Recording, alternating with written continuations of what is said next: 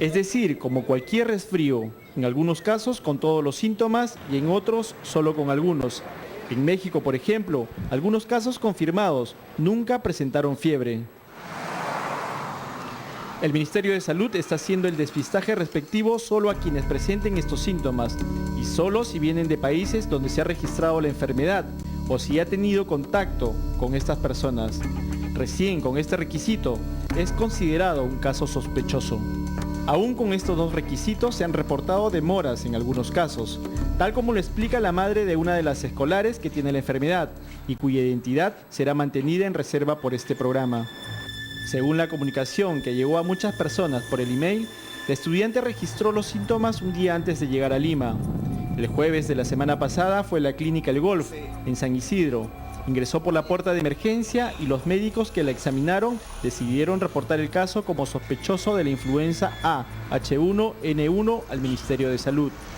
Según este testimonio, los especialistas del MINSA recién fueron a su casa a tomarle las muestras el domingo pasado y los resultados se los entregaron el martes al mediodía, es decir, cuando la paciente ya llevaba por lo menos 6 días con el virus en el cuerpo. En este colegio se han registrado 2 casos con el virus de la influenza A, H1N1. Las 2 alumnas viajaron a República Dominicana. Son 2 nada más. ¿Son de 2? Este colegio, sí. Son 2. Okay. ¿Y las 2 están de alta medicina? Están bien, están en su casa. Ya. Están en su ¿Pero casa. ya les dieron de alta? ¿Qué cosa le han informado a la No, dirección? han estado en su casa todo el tiempo. Ya. Ahí es donde han ido a hacerle los análisis. Ya. Pero bueno, el problema va a ser que el contagio no vaya a los sectores C y D, porque ahí sí de repente vamos a tener problemas. Pero este caso de demora y confusión en las autoridades de salud no ha sido el único que se ha presentado. Estas 2 jóvenes primero fueron diagnosticadas con la enfermedad, pero después le dijeron a su madre que se trataba de un error. Y justo acá tengo la medicación que me dieron el día jueves y ahora me llaman y me dicen de que mis chicas han salido negativo, entonces no entiendo qué cosa está pasando, ¿no? Lo que en realidad altera al ciudadano de a pie es el pánico y la zozobra, más que la propia enfermedad. Pero si usted cree tener el virus de la influenza y no es escuchado, no se alarme. Este es un virus influenza nuevo. Tenemos entre 16 y quizás 20 personas infectadas ya en el Perú. Ninguna se ha muerto. Hasta el momento en el mundo se han registrado 12.405 casos con este virus y solo 91 con consecuencias fatales. El índice de mortalidad es de 0.8%, un porcentaje bastante bajo si se le compara con las consecuencias arrolladoras de la influenza aviar en Europa, o mucho más cerca, con casi las 100 muertes de niños en el sur del Perú por enfermedades respiratorias en lo que va del año. No debería haber pánico ahora, mucho menos porque estamos entrando a una etapa estacional. Lo que sí creo que debe quedar claro, y eso vamos a insistir con los ciudadanos, en el sentido, estamos entrando en una etapa estacional donde los resfríos y las gripes son comunes. ¿Una persona que presenta un resfrío es más vulnerable frente a este nuevo virus? No es más vulnerable ni menos vulnerable, pero una persona que tiene un cuadro de fondo, como por ejemplo infección por VIH, tiene tratamiento para cáncer con inmunosupresores o tiene alguna otra enfermedad de fondo que esté en bajas sus defensas, esas personas sí están en mayor riesgo ante una influenza, esta nueva que es H1N1, de hacer un cuadro mucho más severo o complicado, ¿no? El periodo de contagio se produce 24 horas antes de los síntomas y 7 días después. Es decir, durante 8 días, el enfermo deberá estar como cualquier paciente con gripe, en cama y de preferencia en una sola habitación para evitar contagiar a otras personas. Si no hay contacto directo y se funciona la medida de protección, no hay probabilidad de que se contagie. Pero siempre hay un riesgo pequeño en la medida en que se debilitan las medidas.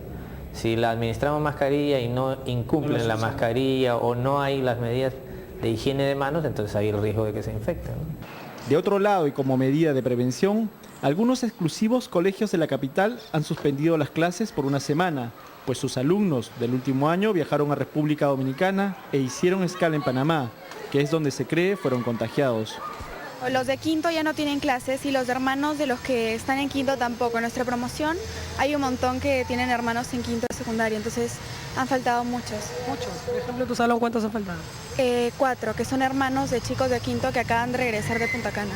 Sí, una de las medidas que hemos tomado de prevención, justamente para tener en cuenta esto, es que hemos clausurado los bebederos del colegio y también hemos tomado las medidas de higiene en la cafetería, ¿no?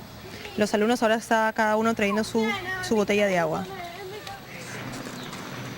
En otros colegios, como el San Ignacio de Recalde, la suspensión de clases es total. El viernes, este centro educativo lucía así de desolado. El virus influenza A H1N1. Este es el corazón de Infosalud, el servicio telefónico con número 0800 108 28 del Ministerio de Salud para recibir las alertas y brindar información. Hay 15 líneas telefónicas que hasta el momento ya sobrepasan las 1000 llamadas recibidas después del primer caso. El 70% de los casos confirmados en el país han sido reportados por Infosalud. Después de realizar cualquier actividad es muy importante la higiene de manos, cubrirse la boca al toser, al estornudar, con pañuelos desechables, ¿no? O puede ser papel higiénico también. Así que ya sabe, no se automedique y más bien llénese de información real, el mejor antídoto para enfrentar esta crisis.